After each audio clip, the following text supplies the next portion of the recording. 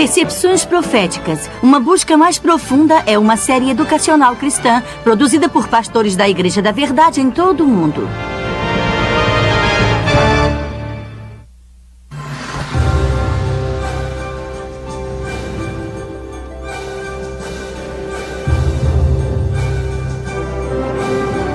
Babilônia, uma das mais famosas cidades da Bíblia.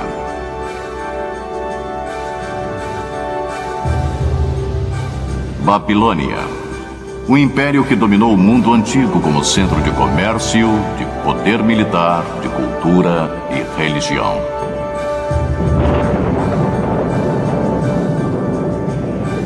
Babilônia, o símbolo de riqueza e de opulência, mistério e conspiração, decadência e corrupção.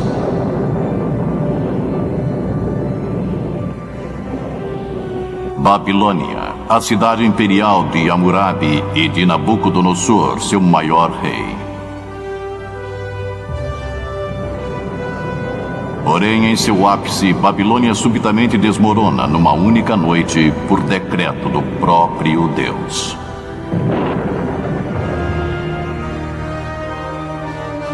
Isso foi há mais de 2.500 anos. Hoje, a Babilônia está surgindo novamente na planície da Mesopotâmia. Sua reconstrução parcial chamou a atenção dos teólogos, estudiosos e professores de profecias da Bíblia. Para alguns, isso sinaliza o surgimento da temida Babilônia, a Grande, prevista no livro do Apocalipse. Mas que relevância teria para nós atualmente? E por que o legado da Babilônia continua a nos fascinar? Unam-se a nós enquanto exploramos a Babilônia, passado, presente e futuro. Numa distribuição Comev. Olá, eu sou Neil Earl. Durante anos como ministro e como historiador, eu me senti fascinado pelo Oriente Próximo, principalmente como se relaciona com a Bíblia. Sabe, quando pensamos nos lugares onde os eventos da Bíblia ocorreram, nós geralmente pensamos em Belém, onde Jesus nasceu, em Nazaré, onde ele cresceu, ou talvez em Jerusalém, onde ele foi crucificado. Mas muitos eventos famosos da Bíblia tiveram lugar numa terra a centenas de quilômetros de onde Jesus vivia, numa parte do mundo chamada Mesopotâmia. Mesopotâmia significa a terra entre os rios Tigre e o Eufrates.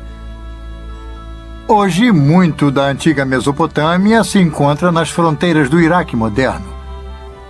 A Mesopotâmia é conhecida como o berço da civilização. Algumas de suas cidades datam do começo do registro da história. Possivelmente a mais famosa seja a Babilônia. Localizada nas margens do Eufrates, a cerca de 100 quilômetros ao sul de Bagdá, a Babilônia teve uma longa e fascinante história. Hoje, a maior parte da antiga Babilônia não passa de um monte de ruínas e de resquícios que se encontram sob as areias do tempo. Por que essa fascinação por um império desfeito há muito e por uma cidade destruída?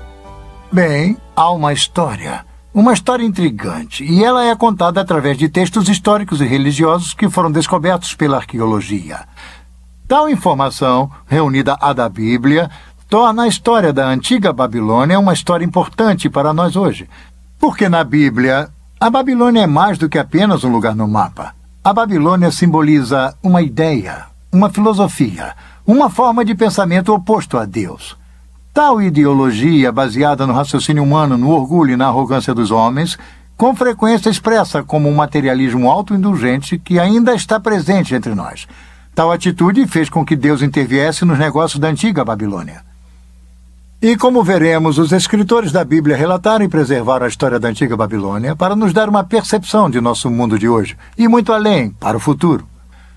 Mas antes que consideremos o que temos pela frente, vamos examinar o que a história pode nos revelar. Porque a história tem a chave de nosso futuro. Nossa história começa muito antes que houvesse uma cidade chamada Babilônia. Ela começa com um grupo de viajantes que chegou à planície queimada pelo sol ao sul da Mesopotâmia há mais de 2.000 anos antes do nascimento de Jesus. A Bíblia nos conta que esses viajantes eram descendentes do patriarca Noé e de sua família.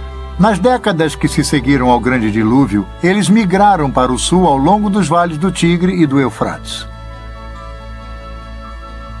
O livro do Gênesis conta que os filhos de Noé se estabeleceram nas planícies de Shinar.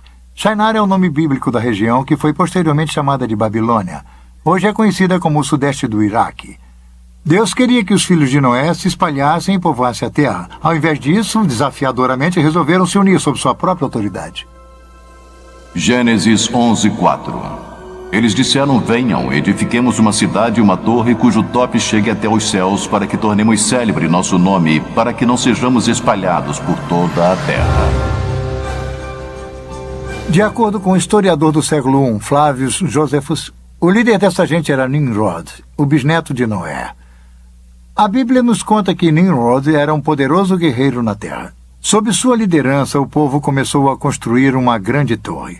Nimrod queria criar um embevecimento, um encantamento. Ele queria construir um império. Ele queria manter o povo unido sob sua autoridade.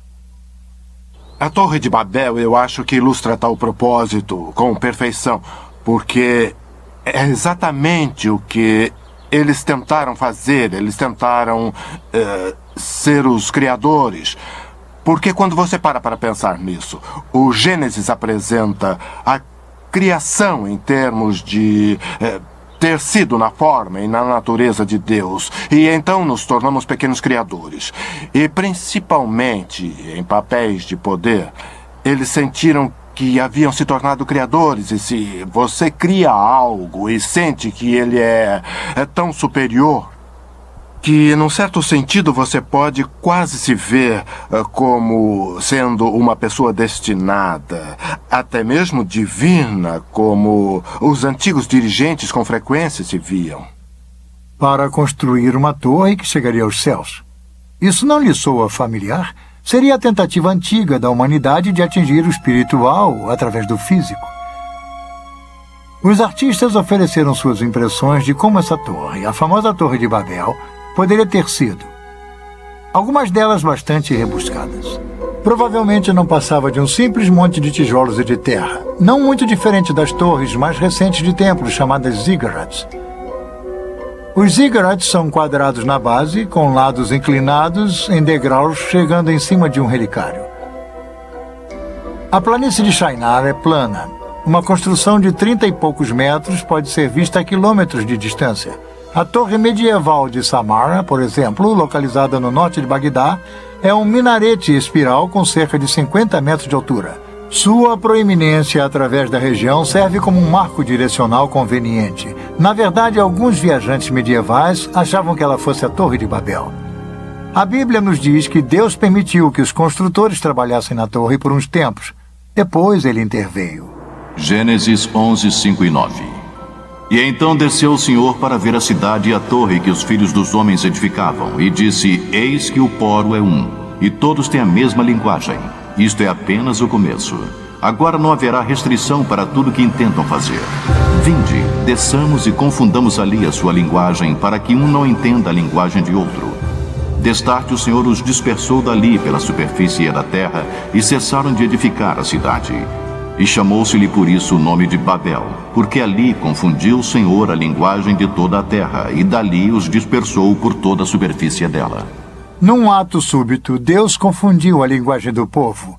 Um balbucio de vozes surgiu nos andaimes. De repente, os encarregados e construtores não podiam mais se comunicar. O pânico reinava. A construção da cidade e de sua enorme torre sofreu uma interrupção abrupta. Na linguagem acadiana, o local da cidade inacabada ficou conhecido como o Portal de Deus. Porém, os hebreus a chamaram de Babel, baseados na palavra hebraica significando confundir. Babilônia não passa da forma grega de escrever a palavra hebraica Babel.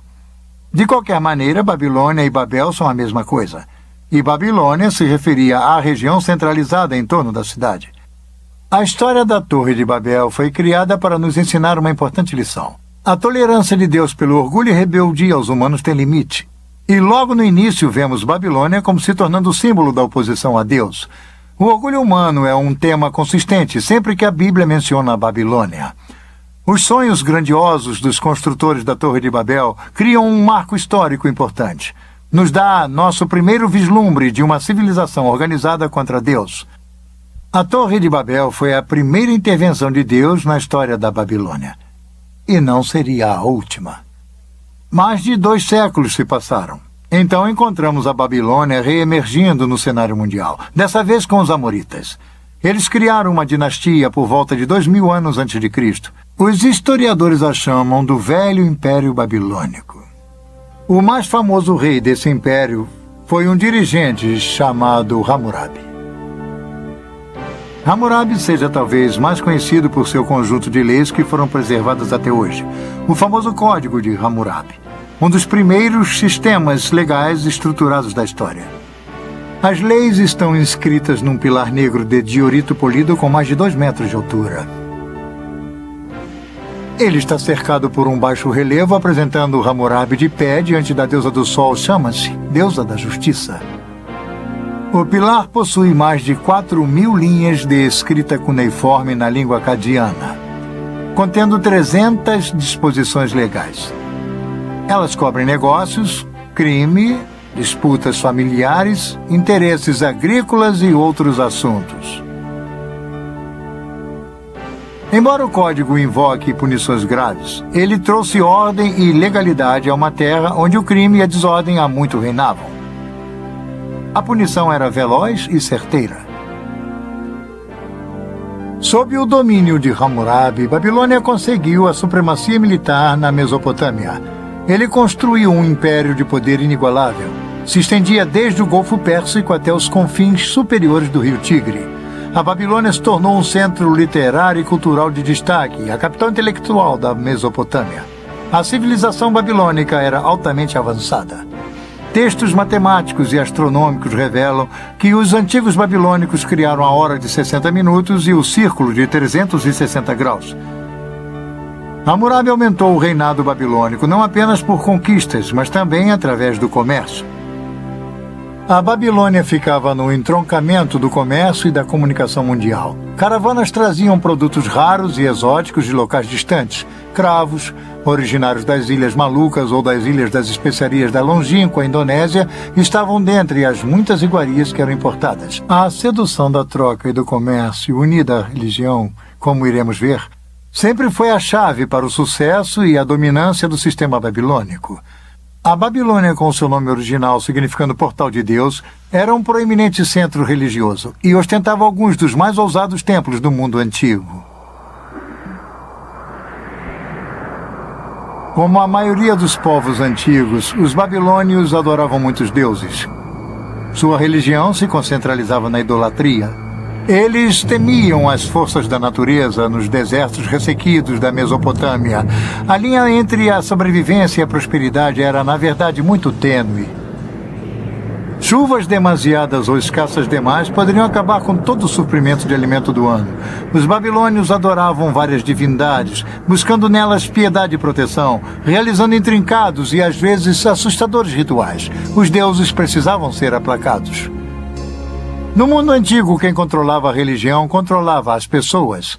Por isso não era de admirar que os babilônios acreditassem que seu rei reinava como o representante terreno de Deus. Eles foram um dos primeiros a fundirem a religião e a política num estado totalitário. Esse estado prosseguiu através da história. A idolatria permeava cada faceta da vida do antigo Oriente Próximo, e o problema era que a pessoa comum era praticamente totalmente afastada do conhecimento do verdadeiro Deus, o Deus da Bíblia. Isso, como veremos, também é um padrão babilônio. As leis de Hammurabi permitiram o rio a manter um controle rígido. Afinal, a Babilônia fora construída com trabalho escravo, e tal estado exigia uma completa subordinação do indivíduo a seu poder e a seus deuses. Os antigos monarcas eram totalitários. Enquanto reinavam, eles possuíam praticamente uma autoridade absoluta, porque eles eram o poder legislativo, judicial e o executivo, todos reunidos. Praticamente, em termos históricos, todos os reis, de certa forma, se estabeleceram como pequenos deuses. Há muito poucos reis que reconhecem Deus em termos de um poder maior do que o deles. Ou eles podem usar a linguagem, mas eles se consideram como estando acima da lei, como os intérpretes máximos da lei. Então, eu sempre digo que há apenas há alguns reis que não se consideravam pequenos deuses. Hammurabi criou um dos maiores impérios do Antigo Oriente Próximo. Ele estabeleceu a base para uma civilização que iria perdurar por mais de 1000 anos após sua morte. Mas era uma civilização baseada no poder, no prestígio, na busca da riqueza e com pouco conhecimento do Deus Criador. Até mesmo a dinastia de Hammurabi não conseguiu durar para sempre. Depois de um reinado de mais de 40 anos, tribos bárbaras das montanhas do leste chegaram para atacar e enfraquecer a Babilônia. Um longo período de conflitos começou. Cerca de 1600 anos antes de Cristo, a Babilônia foi saqueada e queimada por outro povo mencionado na Bíblia, os hititas. Os hititas levaram as riquezas e os prisioneiros da Babilônia para a distante Anatólia, nossa moderna Turquia. Mais tarde, os assírios, bem conhecidos de leitores do Velho Testamento, conquistaram a Babilônia. Séculos de caos político iriam se instalar até que a Babilônia surgisse novamente como uma cidade independente. A primeira grande era da Babilônia havia se acabado. A antiga Assíria era um dos poderosos rivais da Babilônia. Este enorme touro alado assírio com cabeça humana é um testemunho contumaz do poder da Assíria. O Império Assírio era uma enorme máquina militar, amplamente encarada como um dos reinos mais brutais e opressores da história. Em 689 a.C., um golpe impõe ainda mais humilhação sobre a Babilônia. Na tentativa de dominar uma revolta babilônica, as hordas assírias sob o rei Senacherib pilham e queimam a Babilônia e jogam todos os escombros no Eufrates. Os assírios inundam a cidade. Até suas fundações são destruídas. Senacherib se gaba. Eu tornei sua destruição mais completa do que a feita pela enchente, para que nos dias que virão o local da cidade, seus templos e deuses não sejam lembrados. Eu a extirpei totalmente através da inundação e a transformei numa campina. Senacherib deixou a Babilônia achando que havia lhe dado o golpe fatal. Ele estava redondamente enganado. A Babilônia não se abate assim tão facilmente. Ela se ergueria novamente para aclamar sua vingança. E foi exatamente o que aconteceu. O local da Babilônia foi eventualmente ocupado e reconstruído pelos caldeus. Foram os caldeus que finalmente humilharam a orgulhosa Assíria. Foi no ano de 612 a.C. quando os caldeus atacaram as muralhas de Nínive, capital da Assíria. Nínive caiu. Foi totalmente destruída.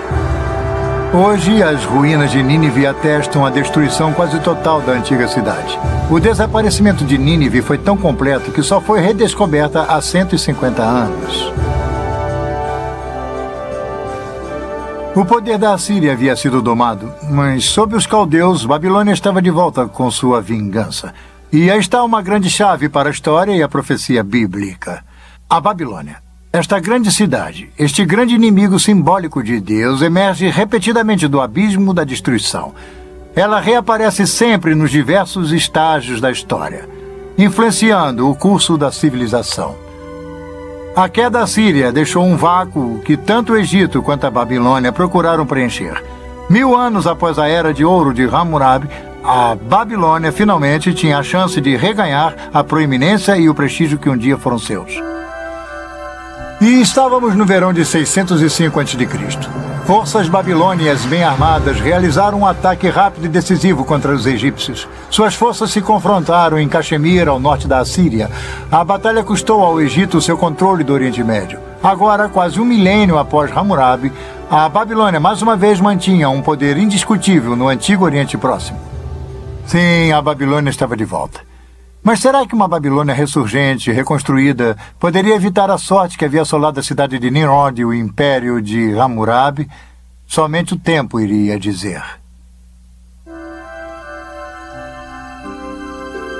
Babilônia, passado, presente e futuro.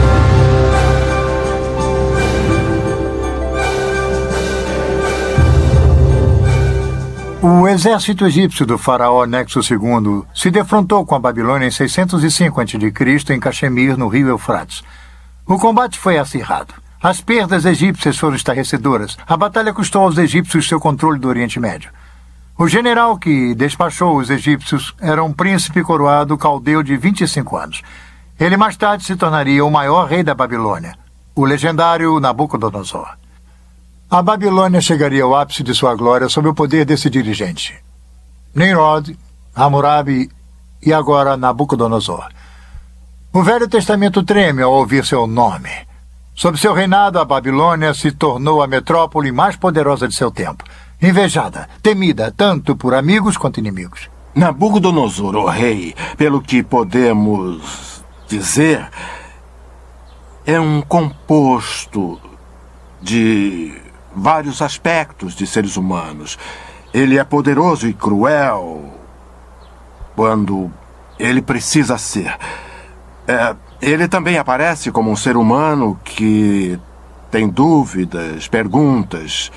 Ele não consegue responder a todas as perguntas. Então ele tenta se cercar daqueles que, pelo menos, podem responder a algumas dessas perguntas. E se eles não as respondem muito bem, ele os elimina.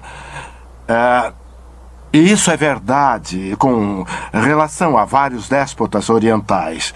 E Nabucodonosor é assim. Ele também é um construtor. Ele quer seu nome perpetuado. Então ele constrói a Babilônia, mas também constrói fora da Babilônia. Novamente, ele reconstrói templos. Ele faz todas essas coisas numa tentativa de agradar os deuses. Porque ele não tem certeza do que os deuses irão fazer. Mesmo que ele possa mandar em seres humanos, ele não pode dominar tudo. Então, vemos esse complexo num só indivíduo. Mas não podemos penetrar em sua mente. Somente podemos ver o que ele tentou fazer e criar, e tentar imaginar o que motivou seu temperamento. Foi Nabucodonosor que conquistou Jerusalém em 605 a.C. Durante seu reinado, o reino de Judá foi reduzido a um estado de vassalo. 5 anos mais tarde, contra o conselho do profeta Jeremias, os judeus se rebelaram contra a Babilônia. Nabucodonosor retaliou 2 anos mais tarde, sitiando Jerusalém, a cidade sagrada dos judeus. Jerusalém caiu em 597 a.C. Naquela época, Nabucodonosor levou o monarca judeu, o jovem Joaquim, de volta para a Babilônia. Ele então colocou um rei fantoche, Zedequias, no trono de Judá. Tudo isso é mencionado pelos autores da Bíblia. É interessante notar que alguns desses detalhes são confirmados por inscrições encontradas nas ruínas da própria Babilônia. Este bloco de barro do Museu Britânico, chamado de Crônica de Nabucodonosor, foi traduzido em 1956. Ele registra a derrota dos egípcios em Caxemir em 605 a.C. Nos conta sobre a subida de Nabucodonosor ao poder, menciona a conquista de Jerusalém e a nomeação de Zedequias como rei fantoche em Judá. Esta é uma confirmação surpreendente dos famosos eventos da história bíblica. Mas, uma década mais tarde, a Judéia se rebelaria pela última vez. O rei fantoche de Jerusalém, Zedequias, fez uma trama com os egípcios. Nabucodonosor reagiu com um ataque final devastador. Durante 18 meses, a cidade ficou sitiada. Finalmente, no verão de 587 a.C., Nabucodonosor conquistou e dessa vez destruiu Jerusalém e seu templo. Ele pilhou seus tesouros e levou a maior parte da população restante para a Babilônia.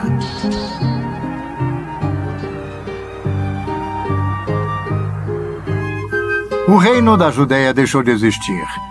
Os judeus se tornaram um povo em exílio. Uma pungente lembrança disso é relatada no Salmo 137. Esta bela canção expressa a extrema tristeza dos judeus cativos, chorando por sua terra natal. By the rivers of Babylon, we sat down and wept when we remembered Zion.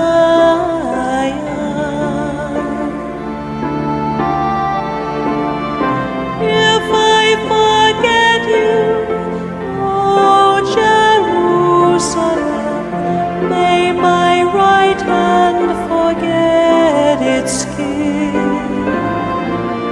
May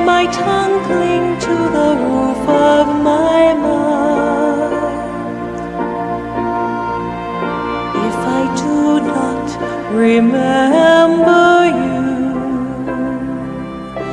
If I do not consider Jerusalem my highest joy.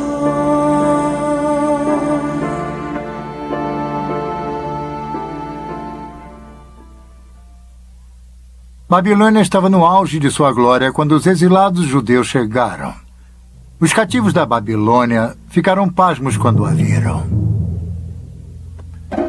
De acordo com os historiadores gregos, a Babilônia era maior em esplendor do que todas as cidades do mundo conhecido. Vinham visitantes de muitas partes para ver as maravilhas da Babilônia. Nabucodonosor foi um grande construtor, assim como um grande general, como Ramsés II no Egito, como Salomão em Israel. A Babilônia de Nabucodonosor era uma cidade de magníficos palácios, templos, parques e jardins. A escala e o tamanho gigantesco da cidade era surpreendente. Sua população estava estimada entre 100 e 200 mil. Era a maior cidade da Terra. Nosso detalhado conhecimento sobre a Babilônia de Nabucodonosor é resultado do trabalho árduo de um arqueólogo alemão, Robert Caldwell. Quando ele iniciou suas escavações em 1899, os achados iniciais de Caldwell foram descartados por seus colegas. Mas, à medida que suas escavações começaram a descobrir a Babilônia da Bíblia como uma realidade histórica, seu trabalho se tornou o assunto da Europa. Ao norte da cidade, Caldwell descobriu pilhas de azulejos azuis na areia. Os azulejos haviam decorado as paredes laterais do caminho processional da cidade.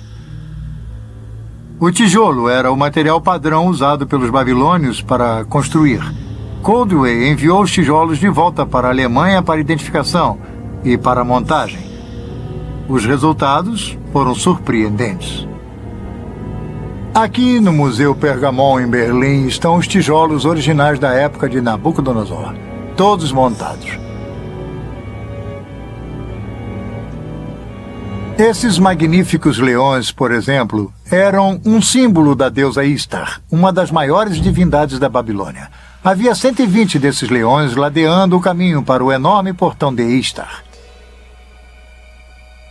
Esta é a visão do caminho processional da Babilônia de hoje. As pedras que formam a pavimentação são as mesmas sobre as quais Nabucodonosor caminhou. Suas paredes foram parcialmente reconstruídas por arqueólogos, e embora elas não tenham os belos leões de tijolos brilhantes que uma vez se adornavam, elas ainda fornecem a ideia da magnificência dessa famosa avenida. Um homem se impressionou com as descobertas de Caldwell, um diretor pioneiro de filmes, D.W. Griffith. Em 1916, Griffith produziu Intolerância, um filme histórico sobre a desumanidade do homem para com o homem. O tema central no filme de Griffith era uma espetacular reprodução da vida na Babilônia, com o clímax da queda da cidade.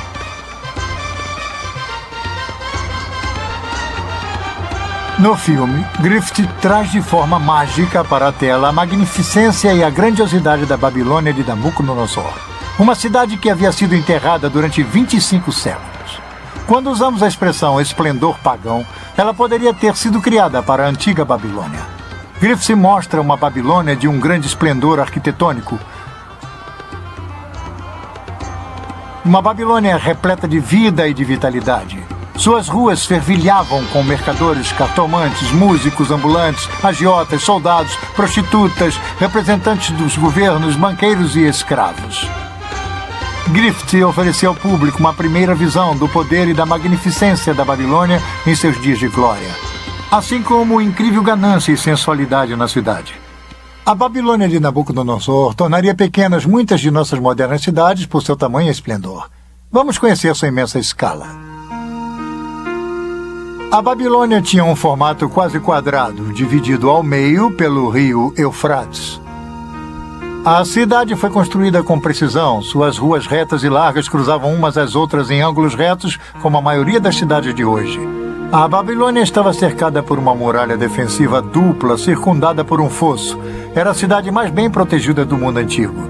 De acordo com uma fonte antiga, as muralhas da Babilônia tinham mais de 100 metros de altura por 30 metros de largura. Havia espaço suficiente em seu topo para permitir que uma charrete puxada por 4 cavalos desse uma volta completa. Os babilônios achavam que suas muralhas eram impossíveis de serem escaladas ou de serem invadidas. Torres de defesa estavam posicionadas em intervalos regulares. Mas as muralhas da Babilônia eram apenas o começo de suas maravilhas. O caminho processional era a avenida principal, norte e sul da cidade. Ele possuía mais de 20 metros de altura, pavimentada com pedras e ladeada por leões esculpidos, e o caminho processional levava para o norte, para o grande templo dedicado ao deus Merodach. Era a rua mais impressionante do mundo antigo.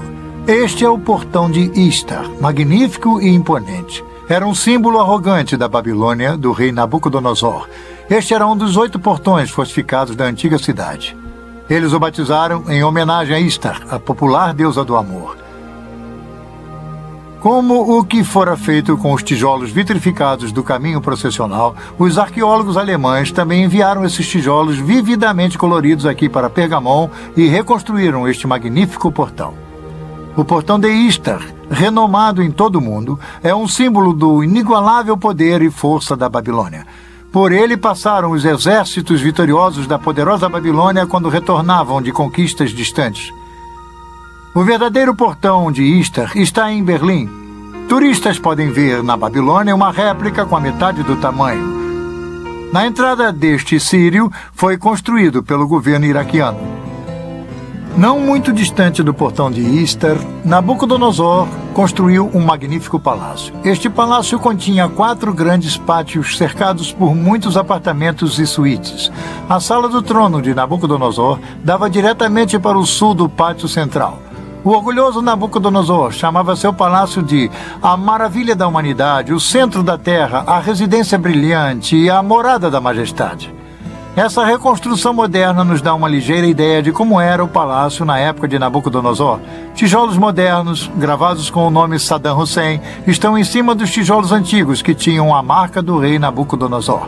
Os novos tijolos substituem os tijolos quebrados e pilhados que formavam a parte superior do antigo palácio. Com um pouco de imaginação, podemos voltar no tempo e entrar no palácio. Passar pela entrada principal, cruzar o pátio leste para um segundo pátio e então para o grande pátio central. Este pátio central que está sendo reconstruído é uma área aberta que mede 66 metros por 60. Por aqui, há 25 séculos passados, passaram dignatários visitantes, embaixadores estrangeiros, oficiais da corte, escravos e exilados. Um pouco ao sul do pátio central está a grande sala do trono de Nabucodonosor. Vamos ver como é por dentro. A sala do trono mede 56 metros por 18. Ela se compara em tamanho com a famosa Sala dos Espelhos em Versalhes, na França. Aqui, parcialmente afastada para dentro da parede, ficava o trono de Nabucodonosor. No Museu Pergamon de Berlim, há uma reconstrução de um friso de tijolo vitrificado das paredes da Sala do Trono.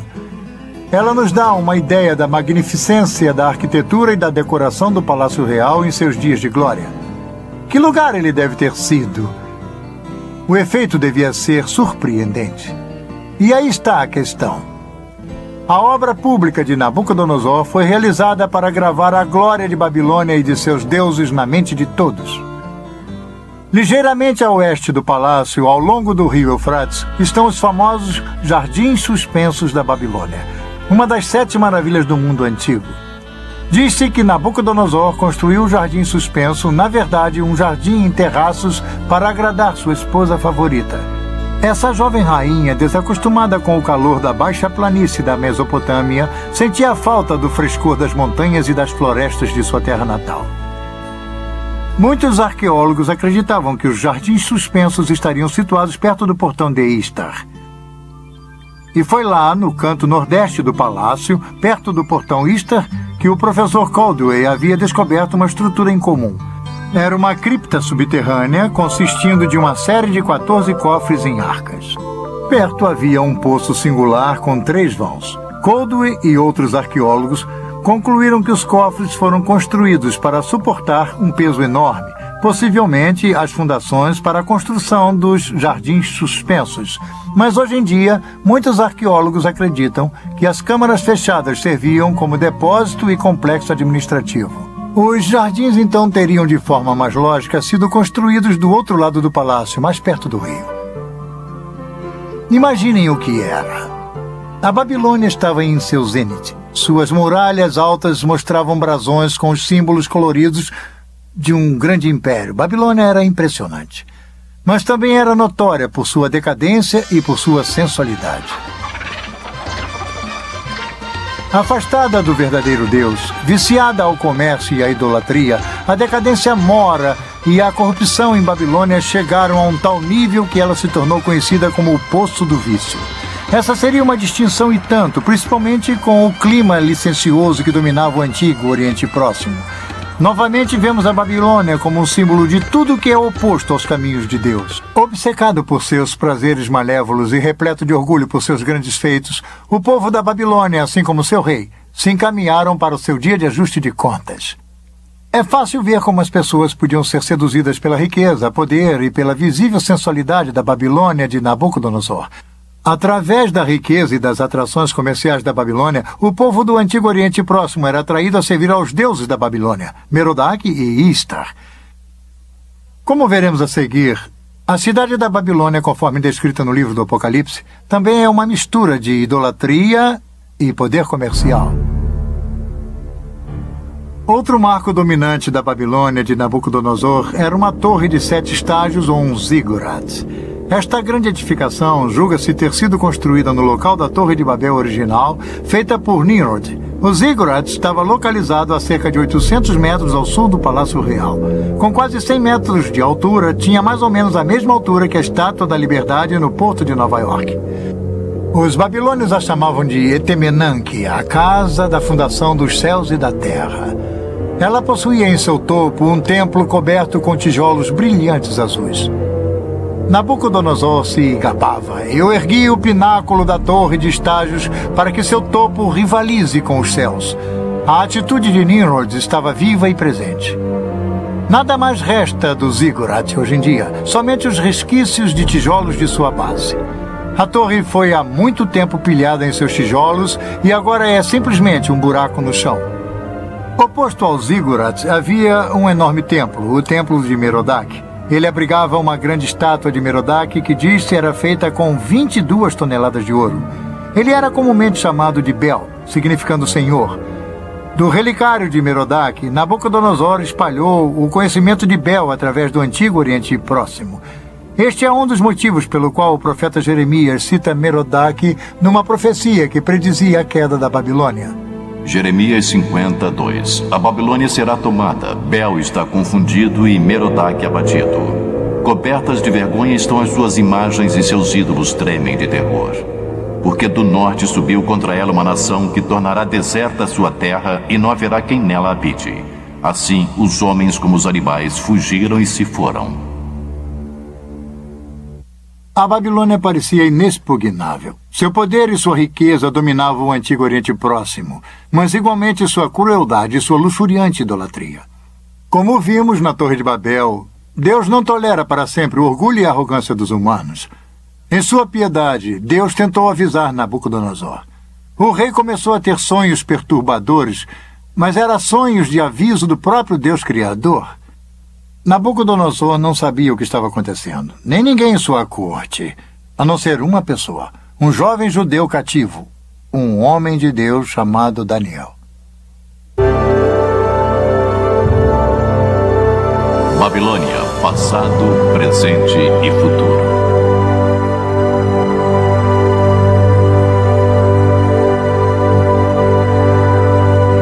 Nabucodonosor construiu o maior império do Antigo Oriente Próximo. Como general, ele era invencível. E também era um regente astuto. Quando os exércitos do rei haviam levado Daniel e outros proeminentes cidadãos de Jerusalém para a Babilônia, Daniel foi colocado na própria corte de Nabucodonosor. Os reis antigos, com frequência, escolhiam estrangeiros para preencher postos chaves, porque eles não eram uma ameaça ao trono, o que alguém de sua própria identidade étnica ou nacional poderia ser. Então eles usavam um estrangeiro, como um judeu, porque usavam sua habilidade e, ao mesmo tempo, não se sentiam ameaçados por tal indivíduo. Dentre esse grupo seleto, Daniel e seus 3 companheiros, Sadraque, Mesaque e Abednego, embora eles fossem cativos, permaneceram leais ao verdadeiro Deus, ao Deus de Israel. Suas experiências em resistir ao materialismo e à idolatria estão entre as melhores histórias conhecidas da Bíblia. Quando os 3 amigos de Daniel se recusaram a adorar uma estátua de ouro que Nabucodonosor havia colocado, o rei, envaidecido, os condenou à famosa fornalha ardente. Daniel 3, 19 e 25. Então Nabucodonosor se encheu de fúria e, transtornado o aspecto de seu rosto contra Sadraque, Mesaque e Abednego, ordenou que se acendesse a fornalha 7 vezes mais do que se costumava. Ordenou aos homens mais poderosos que estavam no exército que atassem a Sadraque, Mesaque e Abednego e os lançassem na fornalha de fogo ardente. Então estes homens foram atados com os seus mantos, suas túnicas e chapéus e suas outras roupas e foram lançados na fornalha sobremaneira acesa. Porque a palavra do rei era urgente e a fornalha estava sobremaneira acesa. As chamas do fogo mataram os homens que lançaram de cima para dentro a Sadraque, Mesaque e Abednego.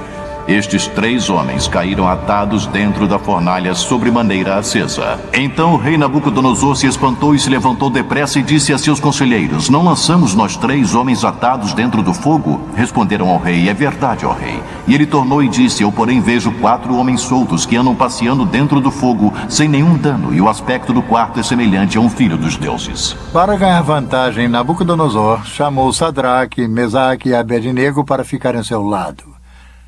O fogo não havia feito mal a seus corpos, nem eles cheiravam a fumaça. Numa reviravolta surpreendente, Nabucodonosor louvou o Deus que enviou seu anjo para salvá-los e os promoveu a altas posições em seu reino.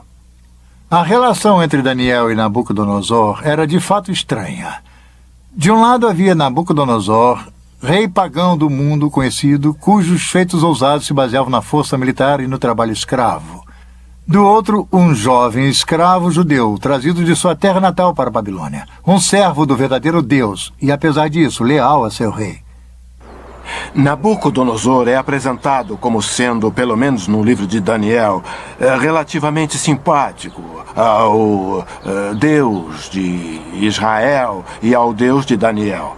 Mas dizer que Nabucodonosor era alguém que havia colocado sua fé no Deus de Israel e de Daniel, eu diria que não. Esses reis antigos eram grandes políticos e eles tomavam decisões a esse respeito que eram tomadas, eles achavam, a seu próprio favor. Foi quando Daniel se encontrava preso na Babilônia que ele e o rei começaram a ter sonhos perturbadores e visões. Deus estaria fornecendo aos dois uma visão do futuro. O 2º capítulo do livro de Daniel registra um sonho particularmente perturbador de Nabucodonosor. Daniel o descreve. Daniel 2, 32 e 35. Tu, ó reis, estava vendo, e eis que aqui uma grande estátua, esta que era imensa e de extraordinário esplendor, estava em pé diante de ti, e a sua aparência era terrível. A cabeça era de fino ouro, o peito e os braços de prata, o ventre e os quadris de bronze. As pernas de ferro, os pés em parte de ferro, em parte de barro. Quando estavas olhando, uma pedra foi cortada sem auxílio de mãos, feriu a estátua nos pés de barro e ferro e os esmiuçou. Então foi juntamente esmiuçado o ferro, o barro, o bronze, a prata e o ouro, os quais se fizeram como a palha das eiras no estio, e o vento os levou. E deles não se viram mais vestígios, mas a pedra que feriu a estátua se tornou uma grande montanha que encheu toda a terra.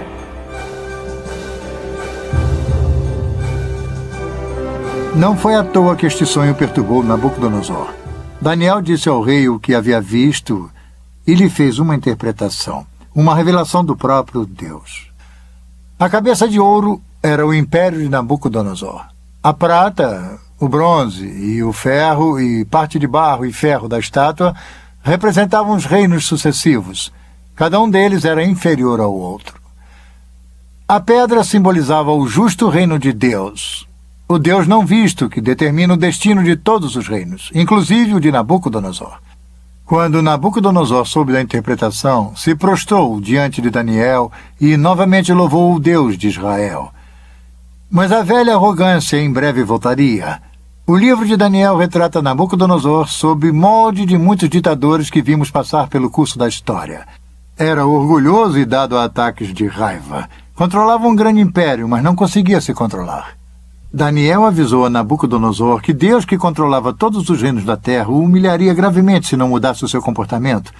Os avisos caíram em ouvidos surdos. Ao invés de dar a glória a Deus, Nabucodonosor se viu como uma fonte da grandiosidade. O livro de Daniel descreve como Deus humilha o orgulhoso rei e como Deus o ensina que havia um reino bem mais poderoso do que a Babilônia. Um reino espiritual.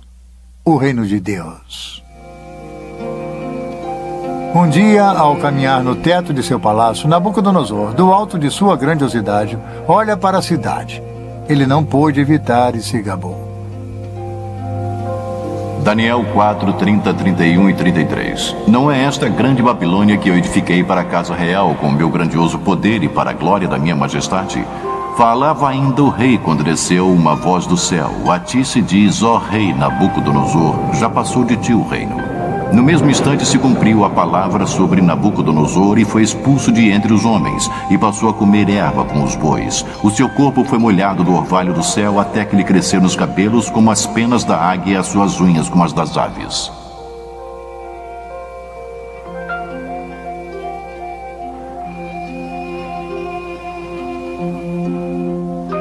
Ele foi vencido pela insanidade. Durante 7 anos se comportou mais como uma fera selvagem do que como ser humano. No final de 7 anos, a mente de Nabucodonosor se recuperou, mas a experiência havia lhe ensinado uma lição primordial, e talvez a lição mais importante do livro de Daniel. Deus, e não pequenos príncipes, mantém a autoridade suprema sobre este mundo. A Bíblia registra o aviso de Nabucodonosor àqueles que o seguirem em posição de poder e de autoridade.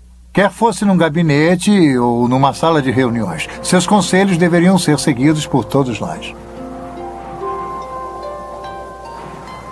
Daniel 4, 34, 35 e 37. Mas ao fim daqueles dias eu, Nabucodonosor, levantei os olhos ao céu, tornou-me a vir o entendimento. E eu bendigo o Altíssimo, e louvei e glorifiquei ao que vive para sempre, cujo domínio é sempre eterno, e cujo reino é de geração em geração. Todos os moradores da terra são por ele reputados em nada, e segundo a sua vontade ele opera com o exército do céu e os moradores na terra. Não há quem lhe possa deter a mão nele dizer que fazes. Agora, pois, eu, Nabucodonosor, louvo, exalto e glorifico ao Rei do céu, porque todas as suas obras são verdadeiras e os seus caminhos justos, e pode humilhar aos que andam na soberba. Mas se Nabucodonosor aprendeu uma lição importante, seus descendentes não aprenderam. Após um reinado de 43 anos, Nabucodonosor morreu em 562 a.C. Foi sucedido por 4 reis num período de 7 anos, cada sucessor mais fraco do que o outro. O último rei de Babilônia foi Nabonide ou Nabone. Ele assumiu o trono em 55 a.C. Seu filho e príncipe coroado era Belsaruzur ou Belsazar, chamado pela Bíblia. Por motivos que não são totalmente esclarecidos, o sábio e excêntrico Nabonidos passou os últimos 10 anos de seu reino no distante oásis de Tema, na Arábia, estudando história e religião. Enquanto Nabonidos se encontrava afastado, seu filho Belsazar reinava na Babilônia.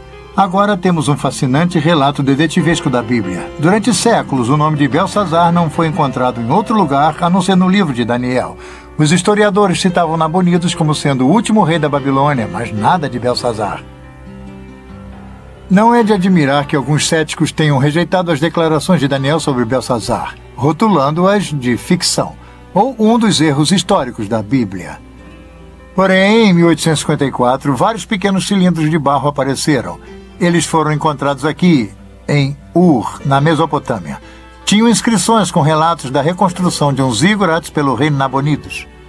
As inscrições eram concluídas com orações pela saúde de Nabonidos e de seu filho mais velho, o príncipe coroado, Belsazar.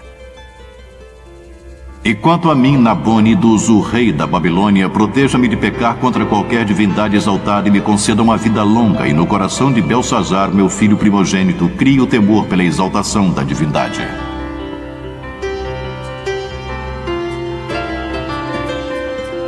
Tal achado arqueológico é importante para a história de Daniel, porque a inscrição esclarece o comando de Belsazar no 5º capítulo, versículo 29 de Daniel.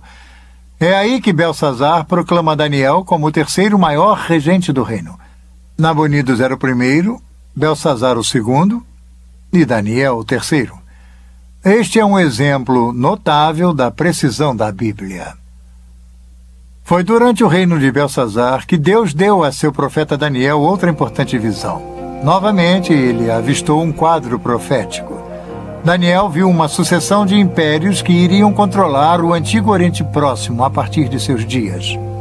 Daniel 7, 3 e 7. 4 animais grandes diferentes uns dos outros subiam do mar. O primeiro era como leão e tinha asas de águia. Enquanto eu olhava, foram-lhe arrancadas as asas. Foi levantado da terra e posto em 2 pés como homem, e lhe foi dada a mente de homem. Continuei olhando, e eis aqui o segundo animal, semelhante a um urso, o qual se levantou sobre um dos seus lados. Na boca, entre os dentes, trazia 3 costelas e lhe diziam: levanta-te, devora muita carne.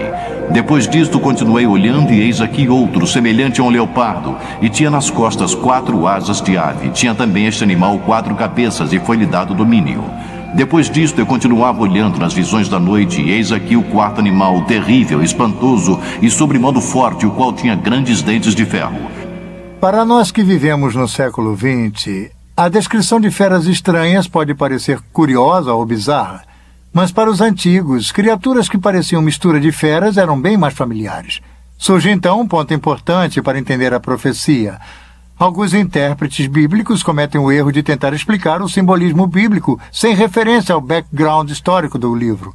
Especulações elaboradas são necessárias. Para evitar essa armadilha, é essencial determinar o significado de um capítulo ou de um texto em seu ambiente natural. O importante é o que isso significou para as pessoas que ouviram pela primeira vez.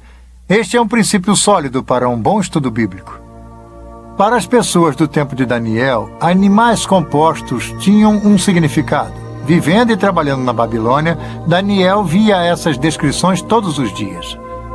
Vamos pegar, por exemplo, o famoso dragão de Maradak. Era o tema de decoração preferido da cidade, utilizado por artistas para ornamentar o portão de Istar. É uma fera híbrida ou composta. Tem as patas dianteiras de um felino, as patas traseiras têm garras como uma ave de rapina, a cabeça tem 2 chifres como a víbora árabe com chifres, e o rabo termina num ferrão de escorpião. Essas estranhas feras místicas tinham um significado religioso importante para os antigos babilônios. Então, quando Daniel registrou os animais estranhos em sua visão, no capítulo 7, ele se deu conta que a visão iria ser significativa para a Babilônia. Um anjo explicou a Daniel que as 4 bestas eram os 4 impérios que iriam dominar o antigo Oriente Próximo. O leão alado significava a própria Babilônia. De forma interessante, o leão da Babilônia é encontrado até hoje no antigo local da cidade. Em 1776, depois de Cristo, aldeões do Iraque descobriram este monumental leão de basalto. Isto confirma que o leão era o símbolo da deusa Istar e da própria Babilônia. O leão está de pé sobre um inimigo caído, preso embaixo de suas patas. As costas do leão têm marcas indicando que seriam para as celas de Istar. Uma mulher cavalgando uma fera? Esta seria uma imagem significativa mais tarde no livro do Apocalipse. De acordo com muitos comentaristas, o urso da visão de Daniel simbolizava os Medas e os Persas, e com certeza o Império Medo-Persa substituiu o babilônico. O leopardo de 4 cabeças tem 4 asas e representava Alexandre o Grande e as 4 divisões de seu império. A 4ª besta foi identificada por comentaristas como sendo a correspondência ao Império Romano. O livro de Daniel é um retrato vívido da transição do reino do leão da Babilônia para o reino do urso. Está numa das mais famosas cenas da Bíblia. Em outubro de 539 a.C., aparentemente durante a festa de Ano Novo, Belsazar pretendia fazer um grande banquete. O rei havia convidado 1000 homens mais distintos do império. Ele não fazia ideia do que aconteceria. Esse banquete se tornou incomum pelo fato de ter ocorrido enquanto os persas tomavam a Babilônia. Mesmo assim, a fé de Belsazar repousou nas fortes muralhas. Esse excesso de confiança fatal seria seu erro. Foi durante o banquete, numa grande demonstração de arrogância diante de Deus, que Belsazar ordenou que servissem vinho. Ele então brindou os deuses da Babilônia. Fez isso com as mesmas taças de ouro que seu avô, Nabucodonosor, havia pilhado do templo em Jerusalém.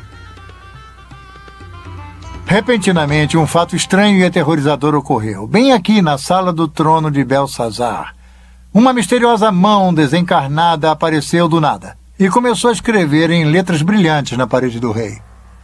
Daniel 5, 5 e 6. No mesmo instante apareceram os dedos de mão de homem e escreveriam defronte do candeeiro na caiadura da parede do palácio real, e o rei via os dedos que estavam escrevendo.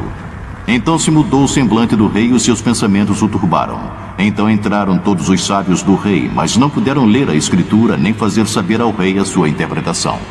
Daniel 5, 13 e 17. Então Daniel foi introduzido à presença do rei e disse: todavia lerei ao rei a escritura e lhe farei saber a interpretação. Daniel 5 e 25. E esta, pois, é a escritura que se traçou: Mene, Mene, Tekel e Parsim. Esta é a interpretação de cada palavra. Mene, contou Deus o teu reino e deu cabo dele. Tekel, pesado, foste na batalha e achado em falta. Pere, seu reino foi dividido e dado aos medas e aos persas.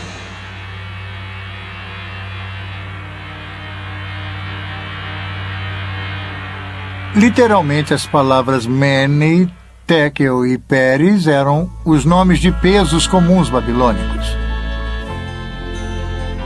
Antes das moedas serem inventadas, os negócios eram feitos através de lingotes de metal como moeda. Precisavam ser pesados numa balança com medidas precisas, como estilhão de 2 menes, para pesar o seu valor. A interpretação de Daniel da escritura na parede foi feita através do significado de raiz. Mene, significando contar, Tekel, pesado, e Parsim, dividido. O tempo da Babilônia havia se esgotado.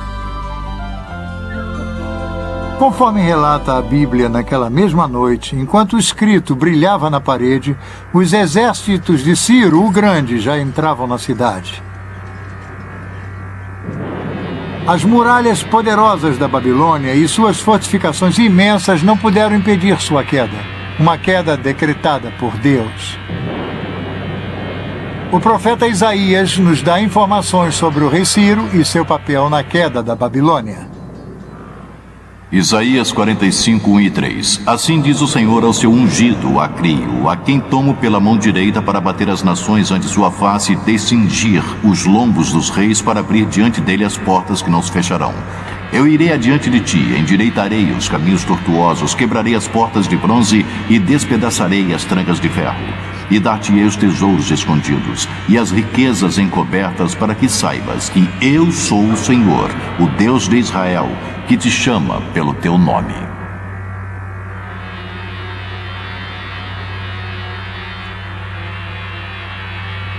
A Escritura nos dá a ideia da forma surpreendente com que Ciro capturou a Babilônia. Com suas muralhas maciças, Babilônia parecia inexpugnável, mas, desconhecido pelos babilônios, Ciro havia armado um plano engenhoso. A Bíblia não fornece os detalhes, mas é descrito em grande detalhe pelos antigos historiadores Heródoto e Xenofon.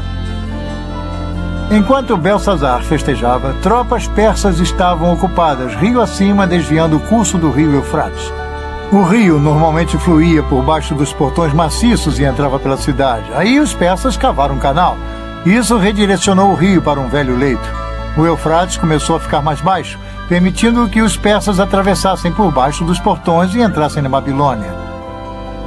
Relatos nos contam que Ciro colocou um espião na cidade, e naquela noite ele destrancou os portões da muralha interna. Através desses portões, o exército de Ciro entrou na cidade e os babilônios foram totalmente surpreendidos. A Babilônia era tão grande que, quando as partes externas foram invadidas, os que moravam no centro da cidade não sabiam do ataque. Belsazar e seus convidados continuavam com seu desafio idólatra a Deus até que foi tarde demais, como o livro de Daniel nos conta. Naquela mesma noite, Belsazar, rei dos babilônios, foi assassinado. A maior cidade da antiguidade havia sido tomada. A cabeça de ouro de Daniel 2 foi substituída pela arca e pelas armas de prata. O leão pelo urso. A Babilônia era o colosso econômico do mundo antigo, mas havia se tornado um exemplo de decadência moral e de corrupção. Seus líderes haviam se embebedado com o próprio poder. A queda da Babilônia nos ensina uma lição que às vezes esquecemos. Deus reina na história. É uma lição para nós hoje em dia. A Babilônia acabou como grande potência. Mas a Babilônia já havia caído antes. Será que se ergueria novamente? Babilônia, passado, presente e futuro.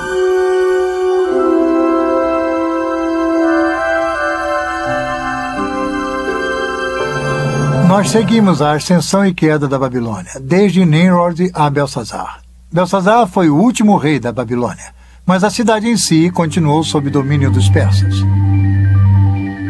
E então, um pouco mais de 200 anos mais tarde, Alexandre o Grande, em sua busca de conquistar o mundo, derrotou os persas e conquistou a Babilônia.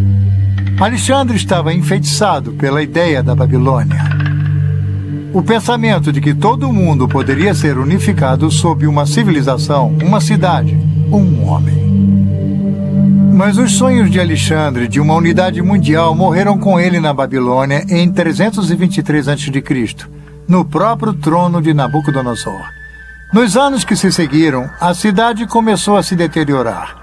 Na época de Jesus, os palácios e templos da Babilônia já haviam sucumbido. Tempestades de areia haviam enterrado os parques e arquedutos, até mesmo o Eufrates havia mudado de curso. Um imperador romano visitou a Babilônia 85 anos após a morte de Jesus e não encontrou nada além de seixos, pedras e ruínas. Hoje, o superpoder do mundo antigo jaz desolado e esquecido. Seus palácios, templos, parques e jardins, suas ruas e avenidas largas são apenas pós e escombros. Tijolos partidos com o nome de Nabucodonosor estão jogados aos montes pelo local. Somente uma pequena parte do que um dia foi uma grande cidade foi restaurada como parque arqueológico, e mesmo assim apenas em parte. A maior parte da vasta metrópole permanece um deserto abandonado, não sendo mais a cidade viçosa de seus dias de glória. Ela jaz desocupada, abandonada e esquecida. Isaías 13, 19 e 20. Babilônia, a joia dos reinos, a glória e orgulho dos caldeus, será como Sodoma e Gomorra quando Deus as transtornou. Nunca mais será habitada, ninguém morará nela de geração em geração.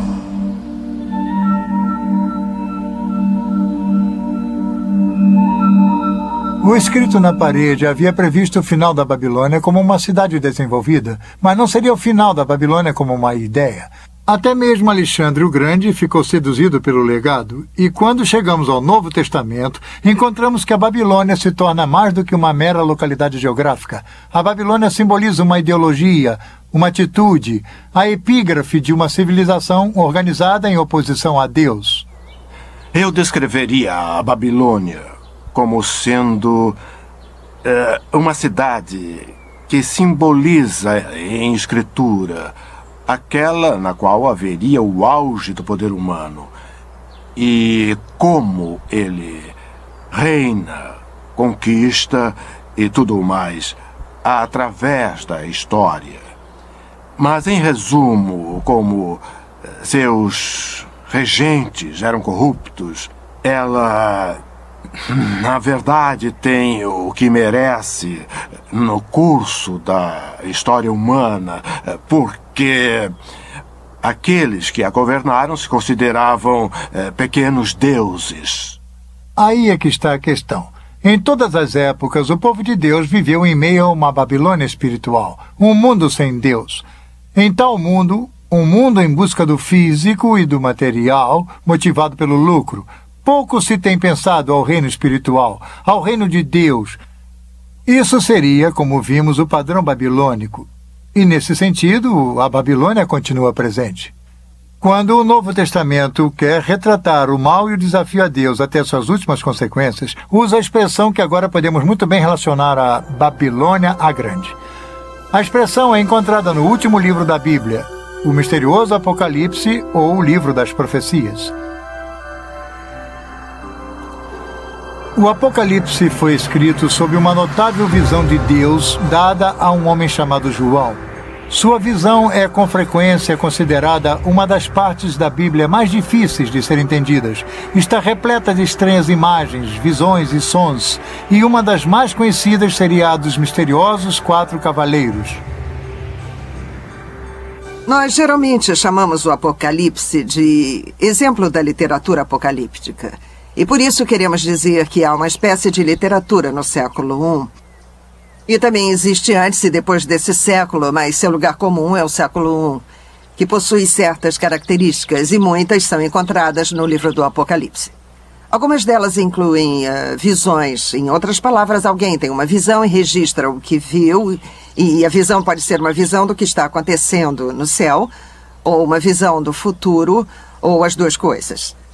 Às vezes, há jornadas aos céus nesse tipo de literatura. Alguém é transportado ao céu para ver, não é simplesmente uma visão na Terra, mas há realmente uma jornada.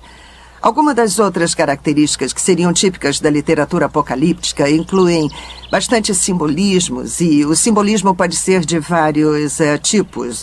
Por exemplo, muitos animais naturais, um carneiro ou uma espécie de ovelha ou cabra que irá aparecer nessa literatura, mas também animais fantásticos com estranhas cabeças e asas e todo tipo de criaturas bizarras. As cores são muito importantes no livro do Apocalipse. Há mantos brancos, há sangue vermelho, há o ouro.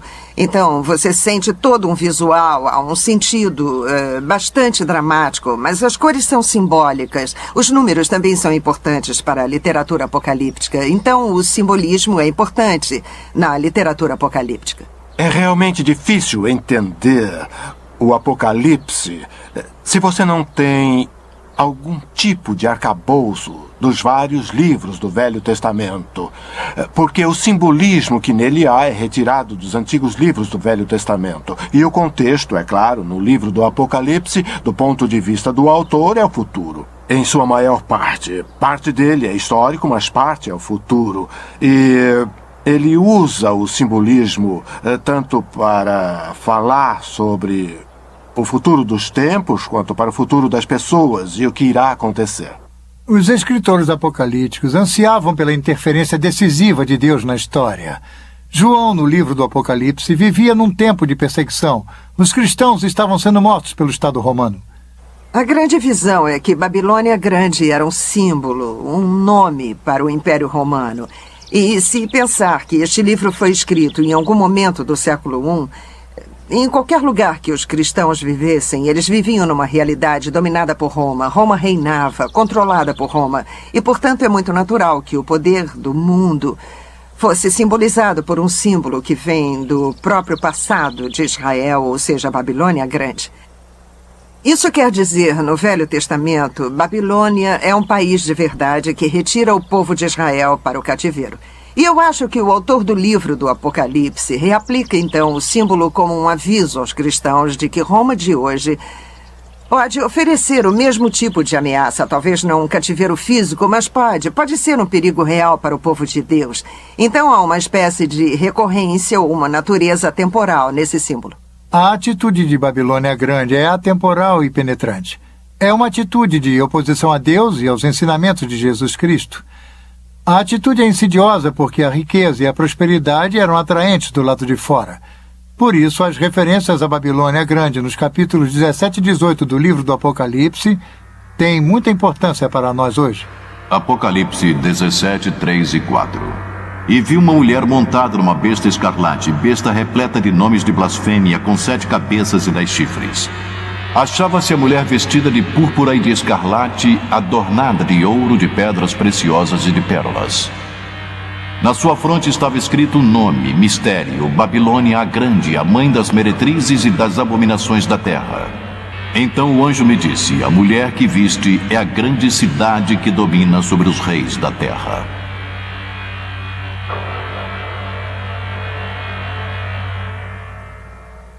Aqui temos toda a imagem vívida da literatura apocalíptica. É um tempo futuro.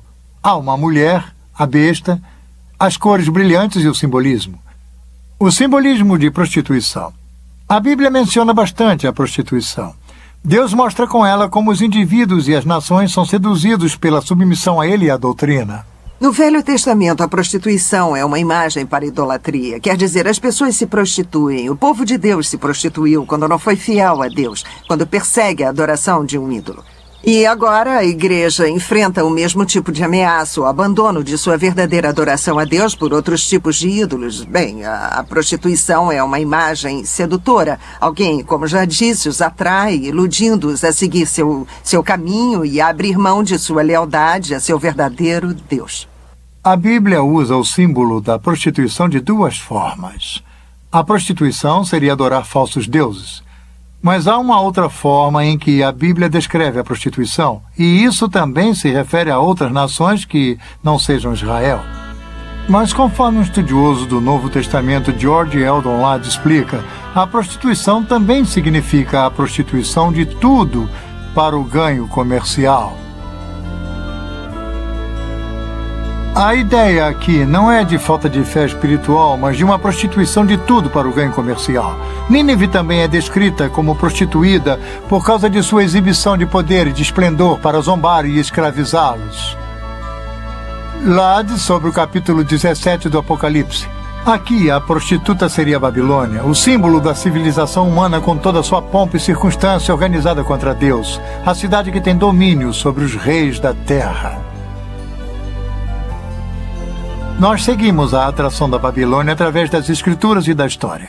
Desde a Torre de Babel, a cidade de Nabucodonosor, e agora até o livro do Apocalipse, onde a Babilônia grande atinge imensa força. Eu acho que João está tentando pintar a Babilônia como atraente e enganadora. E uma das formas pela qual se pode mostrar o quão rica, próspera e satisfatória é aquela realidade. E ela pode embalar os cristãos a um falso sentido de segurança. Então é um aviso para eles, mostrando a sedução dessa visão particular do mundo. No livro do Apocalipse, Babilônia a Grande se torna a palavra código para um sistema anticristão monstruoso. Um colosso econômico dedicado a acumular poder e riqueza através do comércio mundial. Esta é a atração fatal da Babilônia, o ganho comercial obtido a qualquer custo. Apocalipse 18:3. Pois todas as nações têm bebido do vinho do furor da sua prostituição, como elas se prostituíram aos reis da terra. Também os mercadores da terra se enriqueceram à custa de sua luxúria. Ao longo dos séculos, muitos tentaram identificar a Babilônia com nações específicas, impérios e até mesmo com igrejas. A cada ano, parece, novos candidatos são citados para o papel de figuras simbólicas do livro do Apocalipse, Babilônia, a besta, o falso profeta. Mas todas as interpretações têm uma coisa em comum. Todas estão erradas. A história da interpretação do livro do Apocalipse é bastante interessante porque quase toda a geração de cristãos que a lê sente que é o endereçado direto daquele livro. A Babilônia é tal entidade, ou é tal igreja, ou tal império. Por várias vezes, as pessoas previram o final dos tempos. E então, elas tiveram que mudar de ideia, rever, refazer, ou talvez tenhamos lido de forma errada, talvez tenhamos lido errado. Este refrão é repetido várias vezes, não apenas no século XX, mas toda a história, a leitura desse livro demonstra que nós estivemos errados repetitivamente. Agora, isso nos deve revelar que é muito perigoso tirar conclusões apressadas sobre ser dogmático, sobre o que ou quem é Babilônia quando os eventos aconteceram. As perguntas quando são as mais importantes no livro do Apocalipse, de qualquer modo. Que Deus irá triunfar. Que Deus irá triunfar através de Jesus Cristo. Essas são as principais afirmações do livro. Quando acontecerá e quem fixou essa imagem que, na minha opinião, alguém quer nos afastar da ideia central desse livro. Então, o livro do Apocalipse descreve o ápice final do espírito da antiga Babilônia. Uma atitude contra Deus que está presente hoje, presente através da história, e que irá atingir seu clímax no final dos tempos. Mas não importa o que haja pela frente, o triunfo supremo de Deus sobre todas as coisas está assegurado. O capítulo 18 do livro do Apocalipse comemora antecipadamente a vitória final de Deus sobre a Babilônia a Grande. Apocalipse 18, 9 e 10. Ora chorarão e se lamentarão sobre ela os reis da terra, que com ela se prostituíram e viveram em luxúria, quando virem a fumaceira do seu incêndio. E conservando-se de longe pelo medo do seu tormento, dizem: ai, ai, tu, grande cidade, Babilônia, tu, poderosa cidade, pois em uma só hora chegou o teu juízo. E sobre ela choram e pranteiam os mercadores da terra, porque já ninguém compra a sua mercadoria. Os mercadores dessas coisas que por meio dela se enriqueceram, conservar-se-ão de longe pelo medo do seu tormento, chorando e pranteando. Então um anjo forte levantou uma pedra como grande pedra de moinho e arrojou-a para dentro do mar, dizendo: assim com ímpeto será arrojada a Babilônia, a grande cidade, e nunca mais será achada.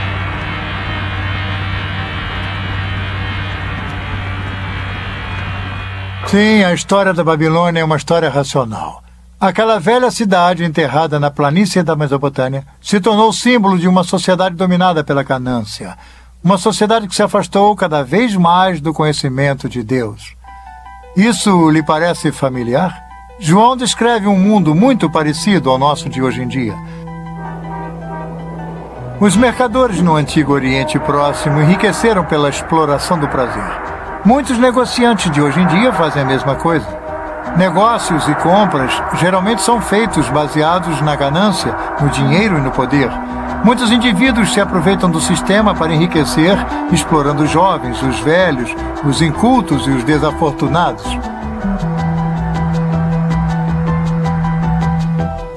Os cristãos não estão imunes às seduções do sistema babilônico.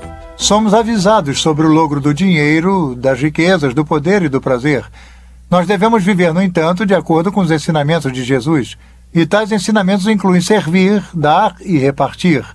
É por isso que João nos avisa: retirai-vos dela, povo meu, para não serdes cúmplices em seus pecados e para não participardes dos seus flagelos. O Novo Testamento está cheio de avisos contra os peritos e o engodo do materialismo. As riquezas levam a um falso sentido de segurança. Jesus disse: não se pode servir a dois senhores, não se pode servir a Deus e ao dinheiro.